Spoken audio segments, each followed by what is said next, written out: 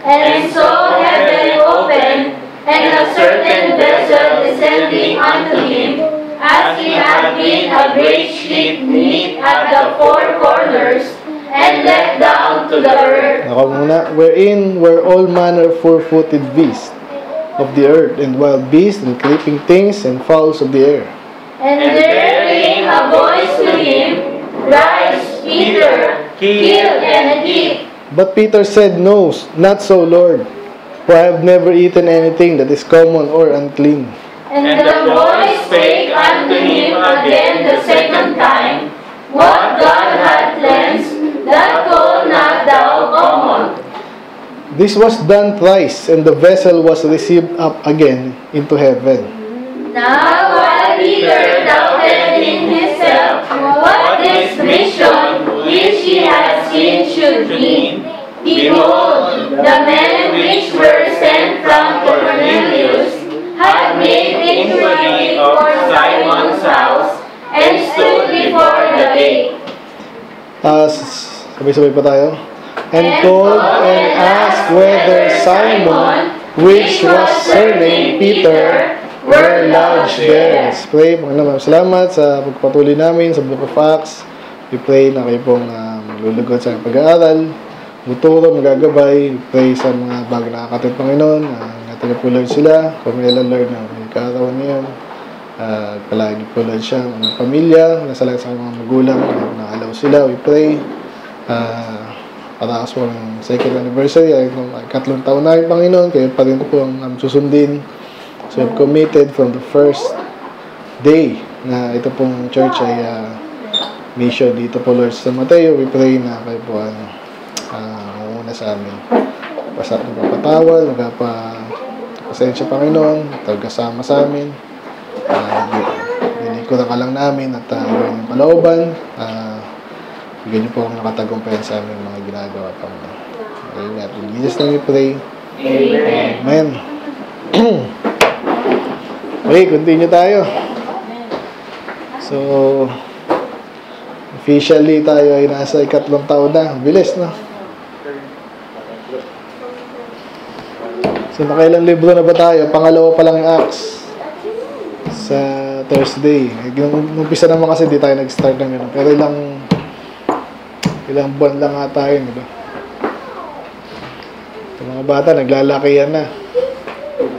Dati wala pa nga si Shana. Nasa tiyan pa lang. Saka si Jared ba, nakalabas na ron? Baby na siya. Baby na siya. Ngayon, malikot na. Ito, nakakaupo na ng maayos.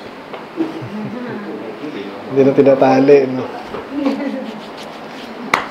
So, yan. So, pag gano'n lang po ang church, patuloy lang po tayo. Hindi mawala siyempre yung pag-invite, pero soul winning.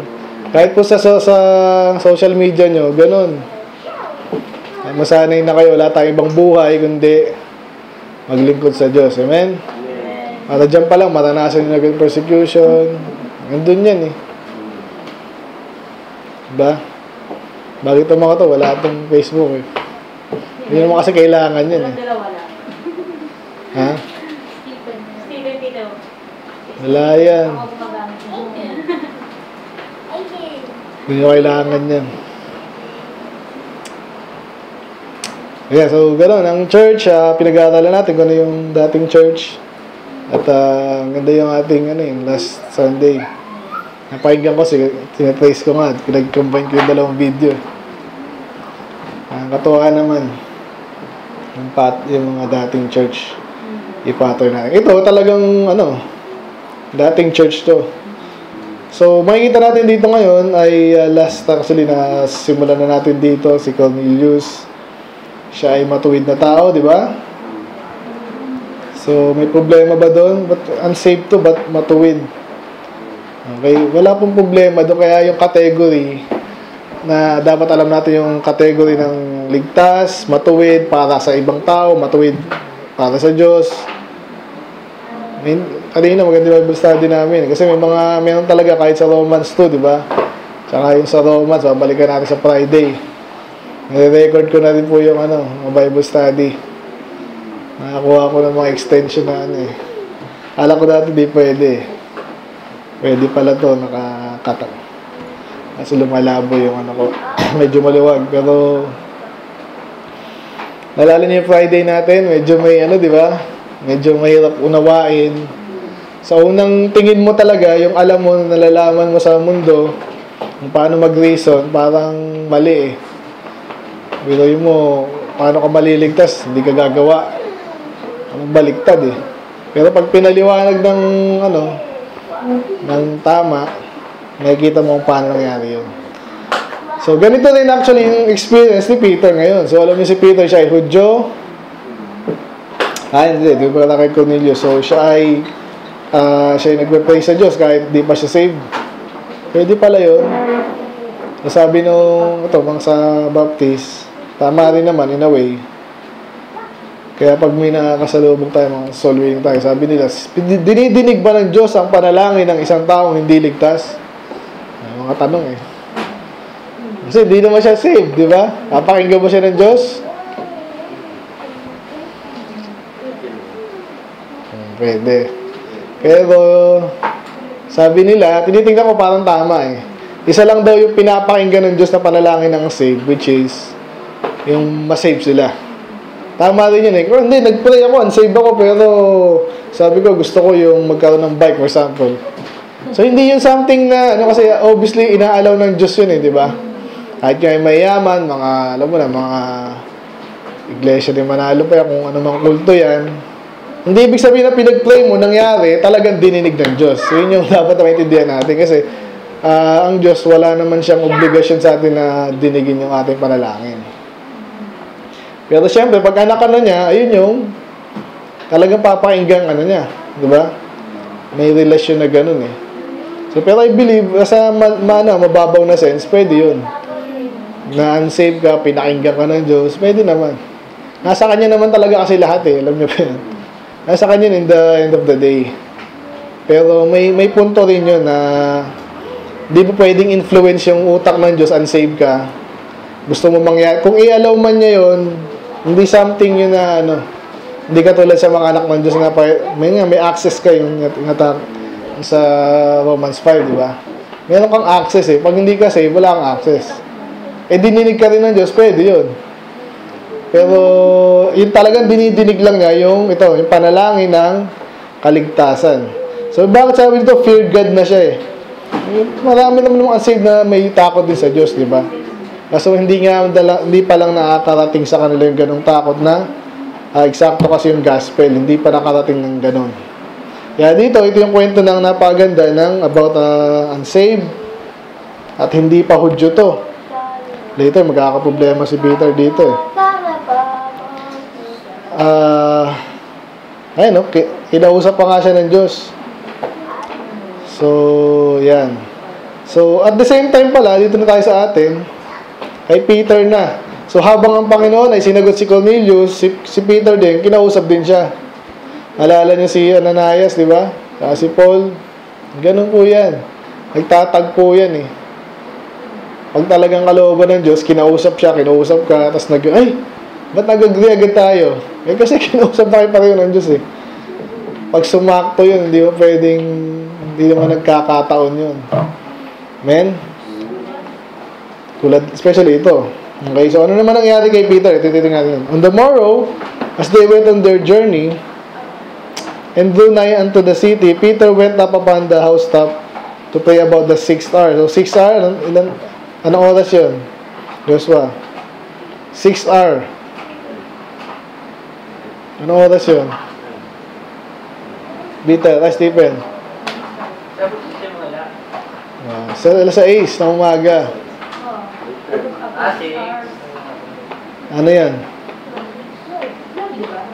Siyempre, gutom na siya eh. Siyempre, lunchtime na eh. Okay, so papunta na yung mga sinugo ni Cornelius, yung mga devout man, alala niya last week. So, eksakto naman si Peter ay nagkaroon nag-pray siya, no? Sabi dyan, Peter went up to pray about the 6th hour, and he became very hungry. Doon, tagal niya mag-pray. Okay? Pero hindi siya nagpapakita sa iba. Pero siguro matagal or nagkataon lang. Gutom na, alas 12 na eh. And would have eaten. Gusto niya nang kumain. But while they made ready, he fell into a trance. So, ano yung trance? Naalala niyo si Paul, ano yung nangyari sa kanya? Parang ganun din. Yung ibang account niya, sinabi doon, trance. So, ano yung trance? So, ito raw ay state ng isang tao na para kang gising, na para kang tulog. Okay?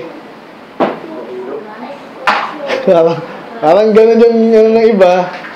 Nahihilo kasi hindi maano eh. Pero yung inaano ng Francis, yun nga, yung state ng tao na parang ano ka, hindi ka naman tulog, pero ikaw ay, tingnan natin nga. Ano sabi?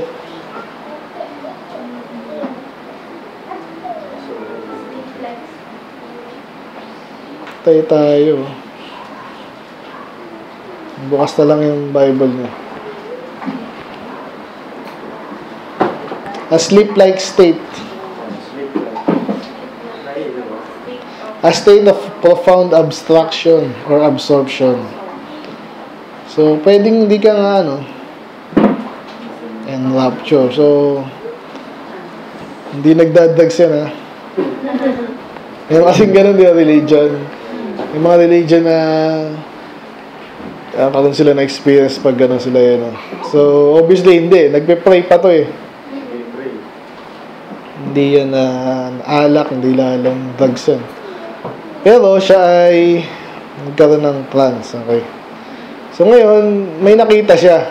So, pwedeng vision to. Later, actually, sasabihin niya dyan, vision. Ngayon yung nakita niya. Tandaan niyo to. Kasi may, to eh, symbolism.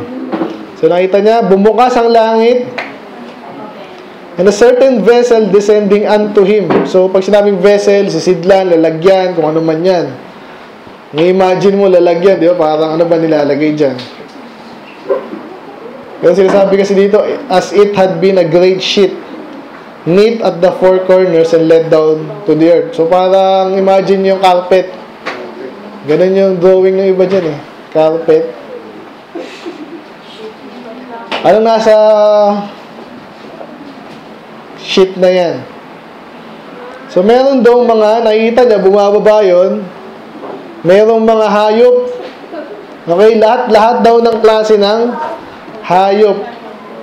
Okay, especially four-footed beast, wild beast, creeping things, and fowls of the air, mga ibon.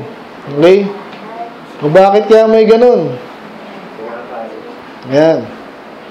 So, alam niyo po ba yung natakila na sa Genesis yun, di ba? May mga pinagbabawal sa kanilang kainin. Ano yung mga naalala nyo? Sugpo. Sugpo? Ano ba yung sugpo? Shrimp. Okay. Creeping baboy. Baboy. Ano ba? Mga vulture. Okay, yung mga beast din. Baboy. Bakit bawal yung baboy? Hook. Okay, hindi niyang inunguya. Tapos yung kanyang foot ay hiwa, di ba? Dapat buo. Yung baka ba? Ano bang yung itsura ng baka? Parang parang kabayo. Buo yung unahan, tapos meron dalawang salita. Okay, tama. So parang divided the hoof. Ganun. So ano pa? Ano yung bawal? Snake. Anong ibon? Yan, yung mga predator, di ba? Raven, vulture, kumakain ng patay na, kasi unclean din sa kanila yung patay. Dinuguan. Actually, sabihin ko sa inyo ngayon eh. Ano ba? Bawal sa akin. Sa mga hayop. Walang puto. Okay, isdang walang kainan na yung naisip niya. Makinig muna. Mga isda, anong bawal sa isda? Yung walang kaliskis. Okay, dapat may kaliskis. Okay yan. Okay. Yung walang kaliskisya, tuna, ano pa? Tulingan, bawal. Tulingan. Medyo tama nga naman yun kasi kahit ano daw yun, pumapasok daw yung dumi daw, yung sabi. Dolphin. Dolphin, shark ba? Shark ba? Yeah, wala rin. Ano ba? Gutom na ba kayo? Ano ba? Creeping things. Pwede ba yung ano? Pwede ba yung Kikisa pa yun? Kikisa? Maliki. Yung mga paalang. paniki? Hindi pwede. Balang, pwede. Oo, medyo po. Yung ano, yung kuneho, pwede ba yung kuneho? Pwede, hindi. Bawal. Alimutan ko na eh. Bawal din. Palaka. Yum. Bawal din. Bawal din. Dissect tayo niyan. Dissect tayo. Ano pa? Yung kinakain natin na hindi nila anak.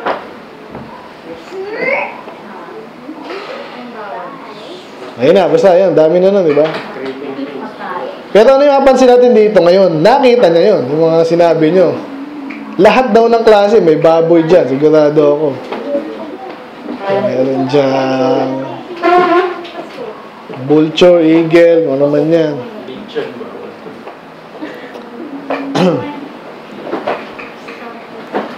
So, ano sabi ng Panginoon? Sabi niya, and there came a voice unto him. O, sabi dyan, kulay pula yan, no? So, yan ay ang Panginoon yung nagsasalita pala. Sabi dyan, rise, Peter, kill and eat. So, lahat, okay na, pinag-usapan natin yung mga bawal sa kanila. Madaming bawal sa kanila. Pero sinasabi ng Panginoon sa kanya ngayon, ano ito yung 3 beses nangyari. Okay? Sabi niya, pumatay ka at kumain ka. Okay? So, yung sasabihin ng iba, ano yan? Symbolism lang yan eh. Pero hindi. Ano sinabi ni Peter? But Peter said, not so, Lord, for I have never eaten anything that is common or unclean. So actually, may symbolism din yan. Pero malinaw dito, literal also. So nung nagrason si Peter na ayaw niyang kumain ng baboy, ayaw kumain ng tuna, wala palang tuna doon kasi hindi, ano palang dito, mga land, tsaka fowls, birds. Pero ano sabi ng Panginoon? Ang Panginoon nagsabi na ikaw ay kumain, and the voice spake unto him again second time, what God hath cleansed, that call not thou common. So kung maalala niyo yung word na common, ginagamit yan sa Old Testament din na parang unclean nga rin.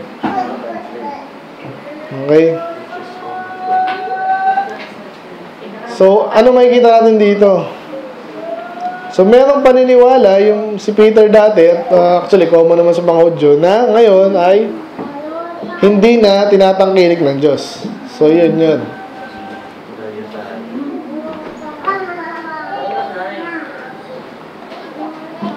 Okay, so tingnan nyo sa Bible nyo. Ayaw eh.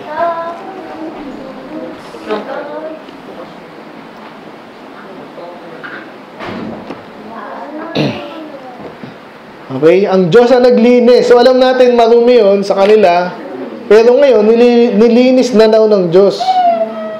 Okay? At ito ay nangyari 3 beses, and the vessel was received up again into heaven. So obviously alam na ni Peter yun ay vision. So ngayon habang nagdududa pa siya, ano nga nakita ko na ibig sabihin nun? So another lesson dito, yung mga nakikita kahit naalala niyo sa Jeremiah, yung nabasa niyo yun, hindi naman niya agad maintindihan eh. Pero tinanong siya, ano nakikita mo? Nakita ko po itong pot, seeding pot, nakaturo sa north. Naalala niya?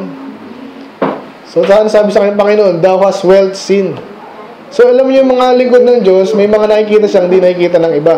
Pero then again, hindi niya pa rin lagi naiintindihan lahat yun. Okay, so ganun din si Peter dito. Nakita niya na ano pa, nagdududa pa siya. So lesson yan sa atin na minsan kailangan i-confirm pa ng Diyos isang bagay na malinaw na, i-confirm niya sa ibang paraan para maging mas malinaw sa atin. Amen? So, andaan niyo yun. Ganun ang kalooban, ganun ang mangusap din ng Diyos. So, ganito si Peter, di niya alam yung, parang alam niya na kasi linaw naman eh. Kumain ka, what God hath called, hath cleansed, huwag mong tawaging marumi or pangkaraniwan. Dumating na ngayon yung mga taong sinend ni Cornelius. Okay? Nasa gate na pala. And called asked whether Simon, which surnamed Peter, were lodged there. So again, medyo miracle yan, paano nalaman yan? Kasi nga, ang Diyos ang nagsabi. Hindi naman siya permanente doon, di ba? Bisita lang siya. When Peter thought on the vision, the Spirit said unto him, Behold, 3 men seek thee, arise therefore and get thee down, and go with them, doubting nothing, for I have sent them. So, nakita ko dito, si Peter, kasi ilang beses na pa siya nakulong, di ba? So, I believe nag-iingat din to. Kaya ang Panginoon, sinasabihan siya na huwag siyang magduda. At I believe nag-iingat si Peter. Pero pag ang Diyos nagsabi sa kanya, okay, may ECQ ha. Okay. Pero ako nagsabi sa'yo, gawin mo to. Okay. Dududa ka pa ba? Ayan. Pag ang Diyos ang nagsabi, kahit ano yung mga concern mo dyan, huwag ka na magduda. So, lalo sa kanila dati, hindi ko pwede mag-text eh. Pinatawag mo ako, walang ganun eh. Doon hindi mo kilala ang tao, sasama ka. Doon may kasama naman si Peter din. Mamaya. Okay. So, ang ginawa niya, then Peter went down to the men which were sent unto him from Cornelius and said, Behold, I am he whom ye seek. What is the cause wherefore ye are come? Okay, bakit yan dito? And they said, Cornelius the centurion, a just man, and one that feared God and of good report among all the nation of the Jews, was warned from God by an holy angel to send for thee into his house and to hear words of thee. Napakaganda nito kasi last week pinag-isupan natin, di ba? Hindi lang ito basta-basta mga tao. Ito yung pinagkakatiwalaan ni Cornelius. Okay, so again, hindi madaling magpasama ng tao unless yan ay hindi nag-iingat.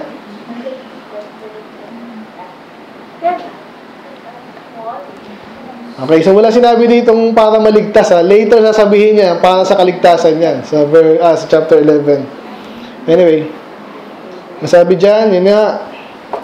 Sabi niya siya ay winalningan ng Diyos. Nakita niyo yun? So, kung ikaw ay katulad yan, pag nag-soul winning tayo, titingnan mo yung tao eh. Naniniwala. Mabilis lang yun eh. Nabasa ko na yan. Pag ganun. Ano mawawala sa kanila? Una. Pangalawa, bakit di sila makikinig ng 10 minutes? Pero kasi iniisip niya minsan, pag sobrang kamnal niyan, sobrang naloko yan sa lipunan na brainwash, makita lang ng Bible, ayaw na. Diba? Makukonvict na yung kasalanan nila. Again, kaya sinasabi natin eh, okay lang po yan, kahit ano pa yan. I-share lang namin kayo para maligtas kayo. So, ganito yung nakikita natin dito. Bakit si Cornelius ay pinatawag nito si Peter? Kasi una, winarningan siya. So, may judgment. Diba? At dahil may takot siya ngayon sa Diyos, no, I believe, may binadget niya pa yan. Yung, siyempre, diba, hindi naman basta-basta yung magpapaalis ka ng tao. Binayaran niya yung pamasahe niya. Okay?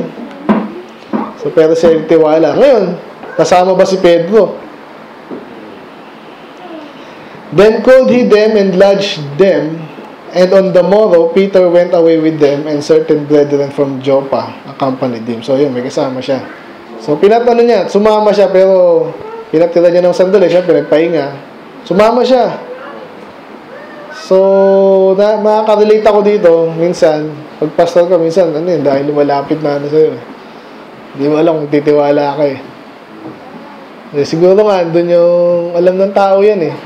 Alam, lingkod ka ng Diyos, medyo, ay doon magtitiwala, iba naman, loko-loko talaga.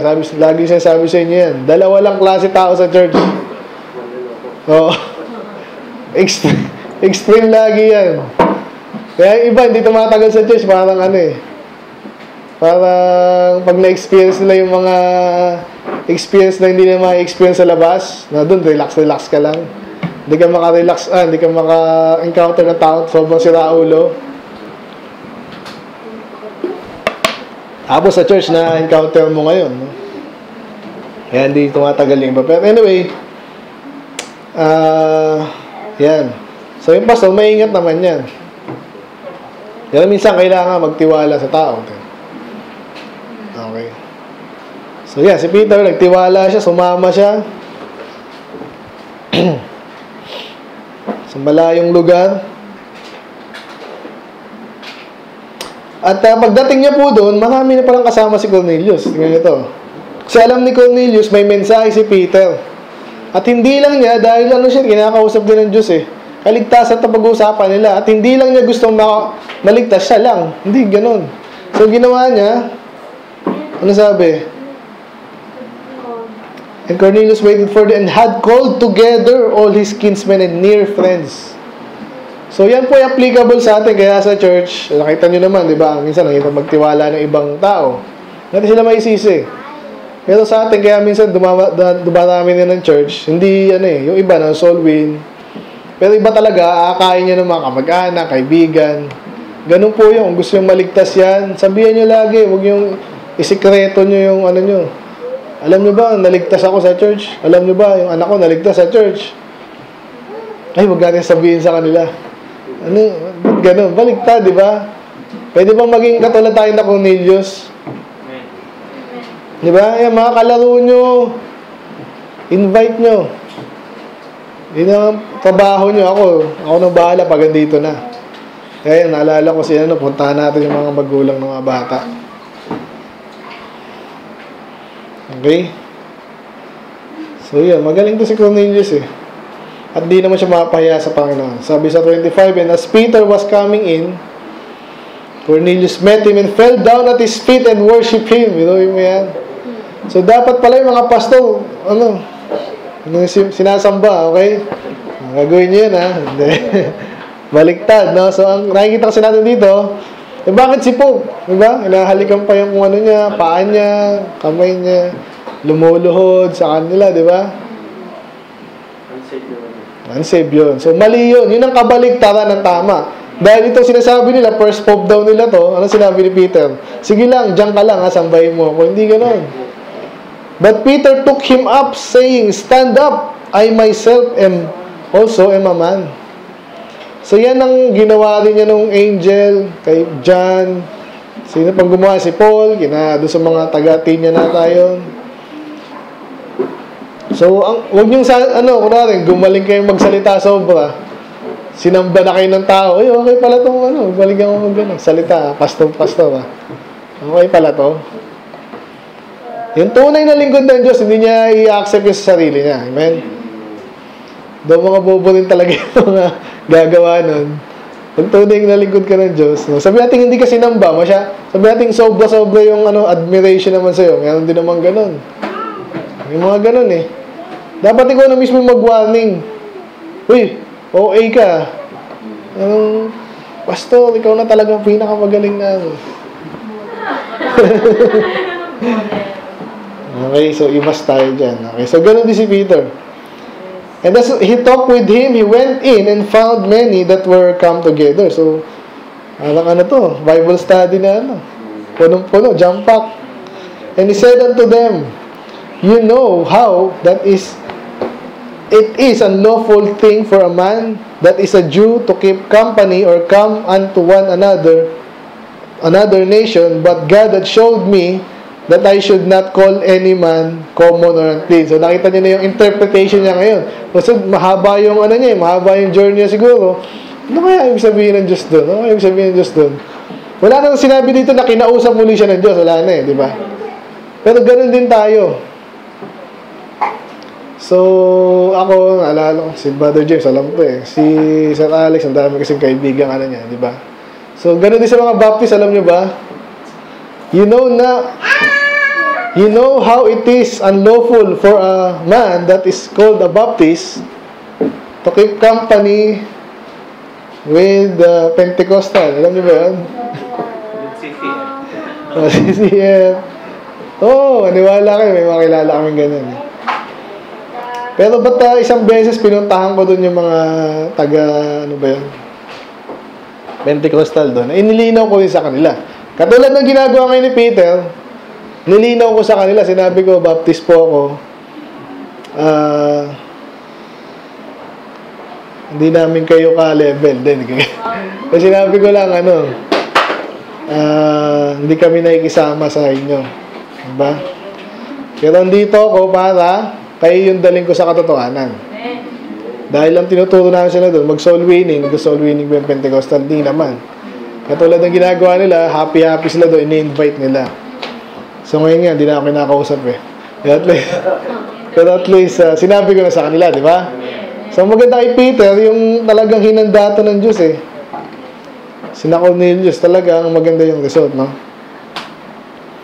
So pinakita sa kanya ng Diyos, at sinabi niya, pinakita sa akin ng Diyos, na kayong mga Gentiles ay marumi, pero ang Diyos mismo nagsabi sa akin, huwag ko kayong sabihang marumi. So ibig sabihin, may tinuturo ang Panginoon dito sa atin at sa kanila mga Hudyo, mga Kristiyano especially, na actually maganda yung may preaching dito eh. Si Peter medyo nag-backslide yan, kung naalala nyo, sa Galatians. Sabi doon ay siyempre nakikipag-fellowship na sa mga Gentiles, pero dumating yung mga ni James. Hindi si James si James kasi medyo Judaizer eh, yung brother ni Jesus. So ganun kasi yung mga Hudyo, mataas ang tingin nila sa sarili nila. So pero pag ang Diyos ang nagsabi, dapat wala na yun, okay? So mamaya makikita pa natin ito later eh. Naintindihan nyo ba? Mga Hudyo, hindi nakikisama dati sa mga Gentiles. Pero this time, nakisama siya, nakihalo. Fellowship. Therefore came I unto you without gainsaying.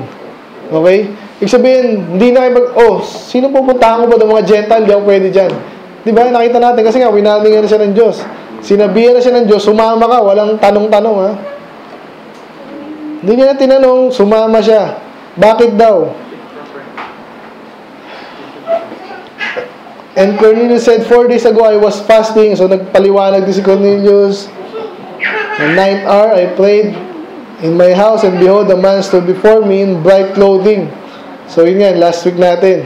May nagpakita ng pala Cornelius, at siya ay sinabihan na dininig siya ng Diyos. At in-instruct yung mga tauhan niya na yun nga, ipasundo si Peter. Okay, so dinitalya niya pa dyan. So yun, kaya nga niya sinunod yun. Okay, inulit lang po yung kwento dito. Ibig sabihin, pag inuulit po ay importante. Okay? So kaya yan. So mangyayari po sa inyo yan. Pag sumusunod na kayo sa Diyos, minsan may magagawin kayo mga bagay na parang hindi gagawin ng isang normal na tao. Okay? Pero pag ang Diyos nagsabi sa'yo, gagawin mo. So yun na. So tapos na yung introduction. Anong gagawin niya na ngayon doon? Kasi syempre mag-preach na siya. At sabi dito, sabi, in Peter open, kanina pa sila nag-uusap, bakit open his mouth? No? So naalala ko preaching ni Pastor dito sa Psalms. Sabi niya doon, open your mouth wide. Ganda nga natin.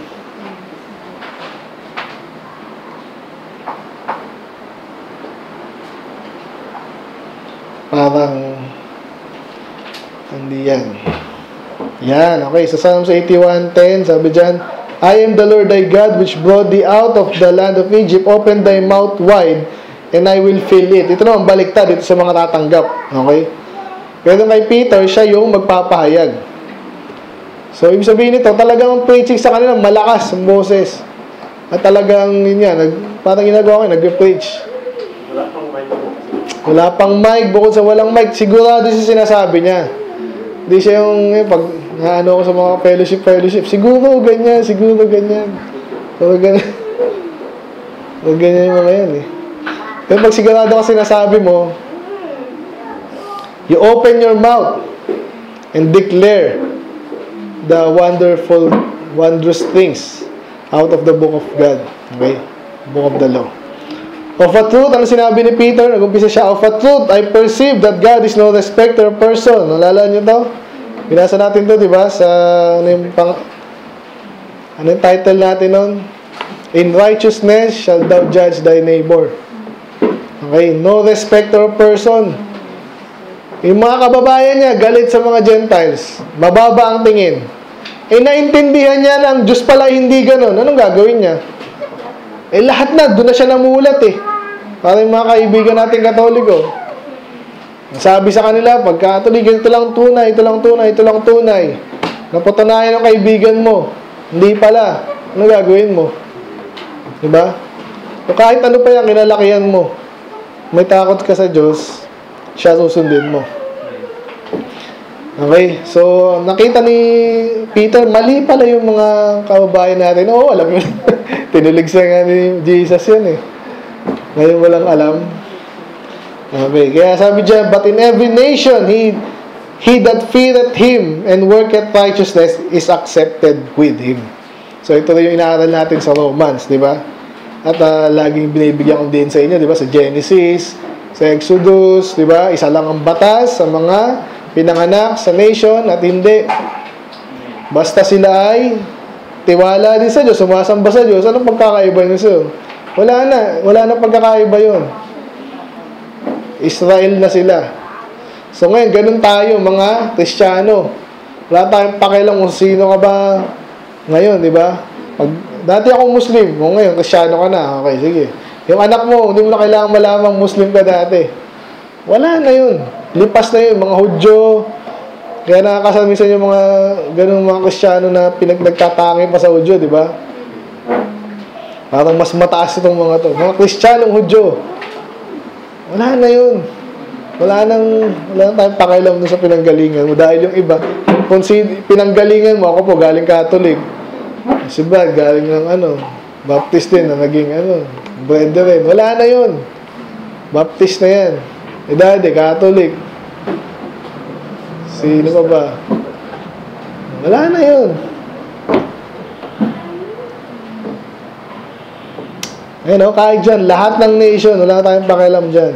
Pag siya ay may takot sa Diyos, nagtiwala sa Diyos, matuwid. Kailan tayo nagiging matuwid? Meron bang matuwid? Eh, sabi dito work at righteousness. Meron din po, yun nga, again, context. Anong ibig sabihin ng matuwid? Ikaw ba naman naakit sa langit? Matuwid ka. Pero yung katuwiran mo, di ba, imputed righteousness. Yun yung malaking pagkakaiba. Ikaw ay tinuring, ginastify ka, tinuring ka matuwid. Di ba, kahit di ka matuwid, dahil sa sacrifice ng Panginoon, at nilinis ka niya, pinatawad, nakaccept mo yung regalo ng everlasting life, naging anak ka niya, therefore kayo matuwid. So, ikaw ay accepted na rin. The word which God sent unto the children of Israel, preaching peace by Jesus Christ, He is Lord of all. Okay, so binigyan niya ng emphasis. Ano nga ba yung sinasabi sa Israel? Siguro naalala niya yung mga nabasa, narinig niya. Nabasa ko na yun, hindi naman talaga sa Israel lang At lalo na, nung ang Panginoong Jesus na ang pinipraise nila. At sabi niya, siya ay Panginoon ng lahat. Okay?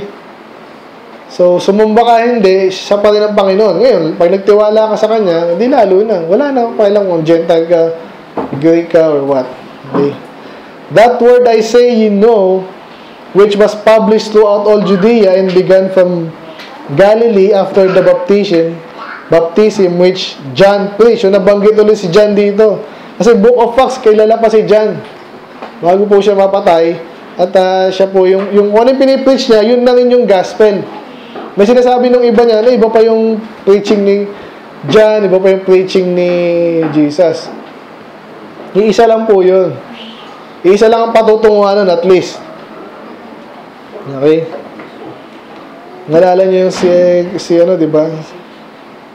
Si Apollos. Alam lang daw niya yung baptism ni John. So, usually, medyo may mababaw din. Pero isa lang yan. Okay? So, parang sinasabi dito, kahit itong mga taga, anong lugar ba to? Joppa sila galing, di ba? Hindi, saan sila pumunta? Pumunta ko tuloy. Caesarea. Okay.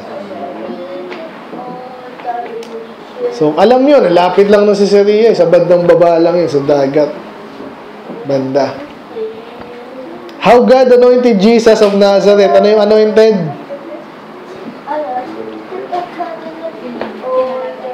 Tinalaga, blines, inanoint, ibig sabihin, pinagpala, pinili, pwedeng ganon, hinirang, yan. Kasi kung naalala nyo yung anointing sa, di ba, yung naalala nyo yung sa high priest, ina-anoint siya, yung priest, ina-anoint siya, yung hari, ina-anoint. So, yan ay pagpili ng Diyos, yun ang ano doon. With the Holy Ghost and with power. So, wala rin akong maalala in-anoint si Jesus ng oil, naalala nyo ba? Wala eh, pero ano nag-anoint sa kanya, di ba, yung Holy Spirit mismo, na mukhang eagle, mukhang dove, okay? Hindi dove yun, ang mukha lang. Who went about doing good and healing all that were oppressed of the devil, for God was with him. So, basically, parang kinuwento niya dito yung pinakabuod ng gospel kay Jesus. Kaya tayo, ganun din tayo pag nag-soul winning. Isa-isahin mo ulit yan yung ginawa ni Jesus. Kasi yung iba nga dyan, may ibang Jesus lang kilala. Dami ng loko-loko ngayon eh. Yes, yung iba daw, hindi daw pangalan ni Jesus, Jesus. Yeshua daw, Yahuwah pa. Sila mismo nagkatalo eh. Nakakita mo nagkatalo yan. Hindi Yeshua, Yahuwah. Yahuwah, may mga ganun pa eh. Kaya hindi big deal sa atin yun. Kasi nga, yung Jesus po, established yan sa Greek. No? Medyo hindi nga lang yung J, pero still, Jesus. So, isa lang yun. Hindi natin big deal sa atin yun. Kaya daw sa Old Testament, yung mga Yeshua, Yahweh doon, hindi na Yahweh yun. Kasi hindi na naman alam sila kung Yahweh ba, hindi sila sigurado po. Yun ang totoo. So, kaya yung sa Old Testament, yung ano lang doon, ginagawang Lord. Kasi yun naman yung sabihin natin doon eh. Pag sinabing Lord, L-O-R-D, caps lock, yung Panginoon yun, wala nang iba. Jehovah, ano ba niya, Yahweh. Kaya the best yung tayo na lang, the Lord. At least alam natin yung ibig sabihin nun. At tinutukoy natin yung isang Diyos talaga na Panginoon. Dahil napunta doon. Kaya kasi ito. So si Jesus of Nazareth, kilala siya. At inisa-isa yung para makilala nitong mga signo ko ni Jesus. I believe na naririnig na nila yan. Jesus na yan. Nakikinig na nila yan. So siya yung papagaling, gumagawa ng mabuti. Pero, sino yung pinapagaling niya? Yung mga, pag sinabing oppress, ano yung oppress? Hindi lang basta pinahirapan, especially, di ba, yung nabanggit natin sa James, kinawawa. Di ba? Di ba, ganun tayo. Minsan, kaya nga sabi ni Pastor Den, sabi rin nung kanta, di ba, some through the water, some through the flood, some through the fire, but all through the blood. Minsan, dinadaan ka ng Diyos. Yung iba, kaya naging Kristiyano, nagkaroon ng matinding problema, nakakilala sa Panginoon. So, noong una, mayabang eh. Nagkaroon ng problema, nakakilala sa Panginoon. Yung iba naman, hindi naman. Yung iba talagang napalaki na mabuti, kaso wala pa rin gospel, pero nakakilala ng Panginoon. Naligtas. Yung iba naman, true knowledge. So, yung iba, sobrang kawawa. Ito, sinasabi dito, may mga sakit. Diba? So, regardless, ang demonyo, tayo ino-oppress tayong demonyo, wala tayong magagawa eh, di ba? Spirit yan, hindi natin kaya yun eh. Pero pag tayo naman ay pinagaling ng Diyos, nakakilala tayo sa Diyos. Okay, kwento ko din sa inyo yung aking testimony dati, di ba? Bata pa ako, hindi ko alam kaya lang Diyos, syempre. Kahit madalas kang nag-church, hindi naman siya pinipis doon. So, nagkaroon kami mga problema, series of problems. Diba? So, na-realize ko na hindi namin kaya, hindi ang buhay talagang may Diyos na hindi mo siya pwedeng hindi i-acknowledge. Sabihin mo magaling ka, talino ka, may pinag-aralan ka. Hindi ibig sabihin laging smooth. At yun nga nakikita ko, minsan talagang magpapakilala sa'yo by means of minsan problema. Okay? So, yan yung dito, ang pinupunta niya, God is with Jesus. So, kaya later kasi, papatanggapin nila yan. Hindi nila tatanggapin ng Diyos, tatanggapin nila si Jesus. Okay, ganun ang soul winning. And we are witnesses of all things which He did, both in the land of the Jews and in Jerusalem, whom they slew and hung on a tree. So, basically, alam na natin yun. But Him God raised up the third day and showed Him openly. So, again, hindi yun kwentong lang, ha. So, inuulit-ulit niya sa Bible kasi nga yun talaga nangyari. Nung una din, tinitingnan ko baka symbolic lang yan. Hindi po. Talagang namatay siya at third day, siya'y nabuhay. And sabi dyan, and showed him openly. Kaya sabi dito, not to all the people. Kung yun yung inisip ko dati, bakit hindi siya nagpakita sa lahat? May mga pelikulang ganun eh. Alam niyo ba? Pelikula nagpakita daw siya sa ibang tao. Hindi actually siya nagpakita mo sa lahat ng tao. Kaya sabi ni Peter, but unto witnesses chosen before God. Katulad nga nilang, hindi nga sila 12, di ba? Ilan na lang sila? 11. And then sa ibang tao din. Even to us who did eat and drink with him after he rose from the dead. So, basically, inuulit lang ni Peter nga yung summary ng gospel. Sino tong Jesus na to? Namatay, nabuhay magmuli, kumain pa.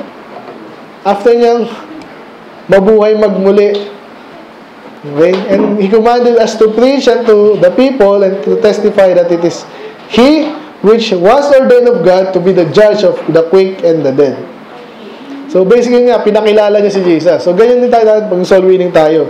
Si Jesus ay hindi lang another religious leader na pwede mong itulad kay Muhammad. Ganyan. Hindi po. Siya yung magiging judge ng buhay, mga patay. So hindi to basta-basta. Ito, kapusuduhin natin to. To him give all the prophets witness that through his name whosoever believeth on him, in him shall receive remissions of sin. So, consistent yan sa ginagawa ng soul winning, di ba? Manampalataya ka lang, ikaw'y mapatawarin. Mapatawad. Pag napatawad ka sa kasalanan mo, dahil sa kasalanan mo, sa impyerno ka, di ba? Kung napatawad ka doon, saan ka? Sa langit ka. Amen? So, yun po basically. So, next week na natin tong iba. So, basically, pero dyan ay maliligtas sila at magtatangs nga rin sila. Tapos magkakaaway sila. Mag-aaway yung mga churches kahit sa mga Gentiles eh. Pero exciting pa to. Pero sana tinitingnan yung mga doktrina ha. Naintindihan nyo ba? Kaya iniisa-isa ko po yung importante. Hindi tayo dito ng mga church na kung ano yung exciting. Exciting to. Dahil yan ang Bible eh. Amen? Question ba? Question?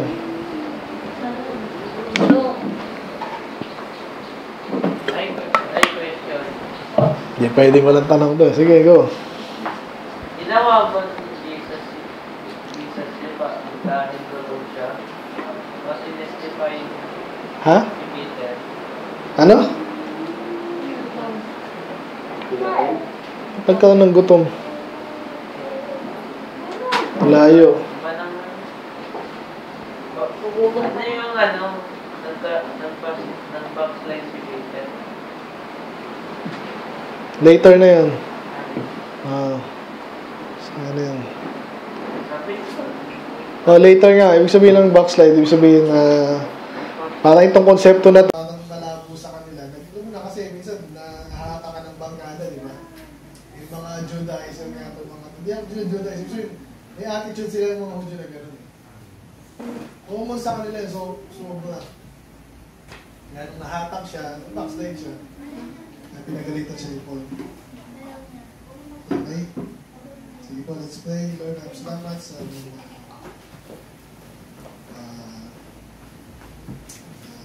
pag-aaral ngayong gabi, Panginoon. We pray na rin po talaga sa bawat isa, yung mga natutunan namin kapatid, Panginoon, ngayon, gabi, hapon, Panginoon, napaka-importante naman sa amin, sa pag-aaral namin. Naging relevant ito, Lord, sa paglilingkod sa ito, Lord. Tutulong sa ibang tao, pakilala kung sino kayo, ng purposes nyo, para nagbiligtas sa hindi. So yung mga backslider, yung brother na tunay, na preacher, we pray na naintindihan po namin to Lord. Sa Siliper, may tanong siya pa rin, we pray na as we go along with this study about the facts, nasagot po yung mga tanong namin. Kaya we pray na mga sa tao. Wala din, Jesus na we pray. Amen.